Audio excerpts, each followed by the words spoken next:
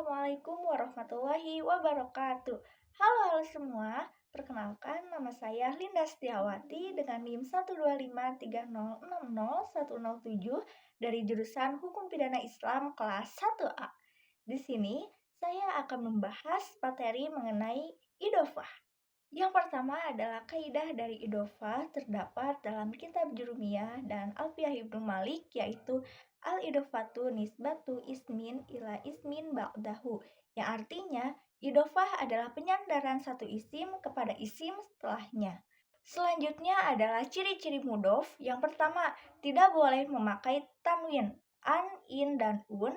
Yang kedua, tidak boleh didahului oleh alif lam. Contohnya Alkitabu at-Talibi. Ini adalah contoh yang salah, seharusnya adalah Kitabu at-Talibi.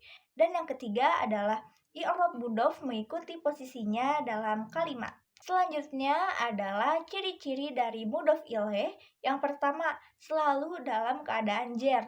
Yang kedua, selalu majrur.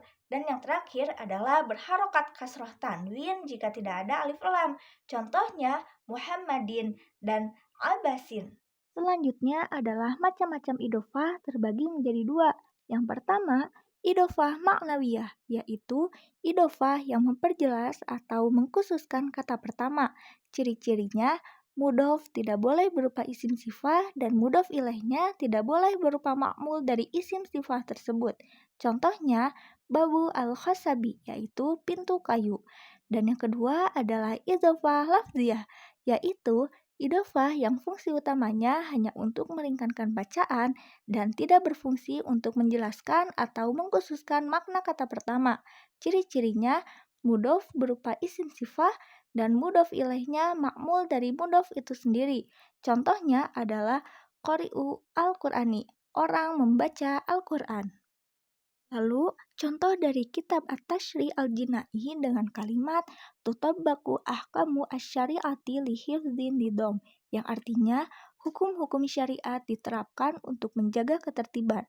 Idofahnya untuk mudhofnya itu terdapat dalam kata ahkamu dan mudhof ilaihnya terdapat pada kata asy-syari'ati.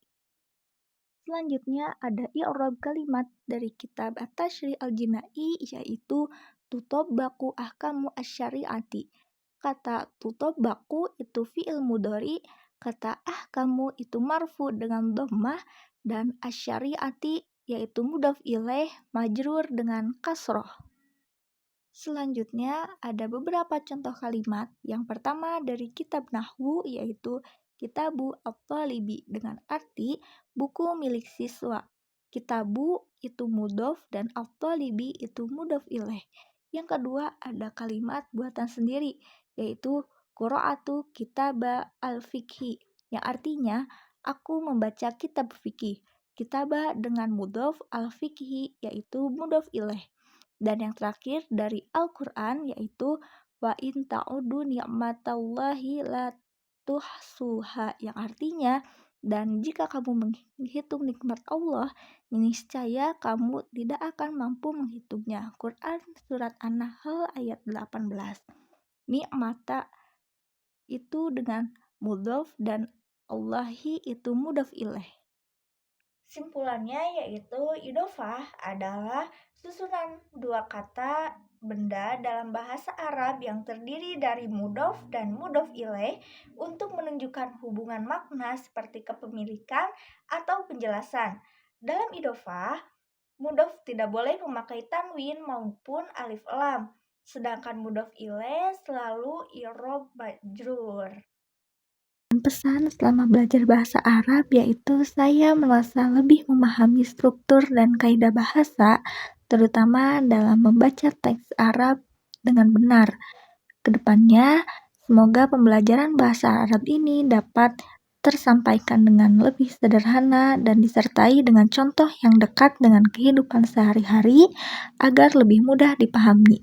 Terima kasih Bapak atas ilmu dan dedikasinya. Sekian pemaparan materi dari saya. Mohon maaf apabila ada kekurangan dan kesalahan. Wassalamualaikum warahmatullahi wabarakatuh. Bye.